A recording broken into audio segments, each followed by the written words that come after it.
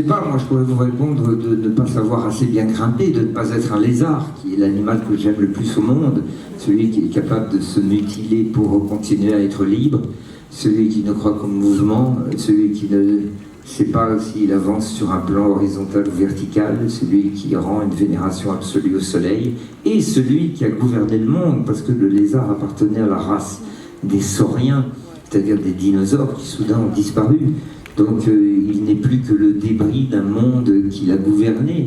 Il y a donc tout dans le lézard. Il y a la dévotion zoroastrienne au soleil, il y a la grâce absolue du mouvement escaladant, il y a la possibilité de se mutiler pour la liberté, et il y a le fait, il y a la grande mélancolie de ceux qui ont régné et qui ne règnent plus.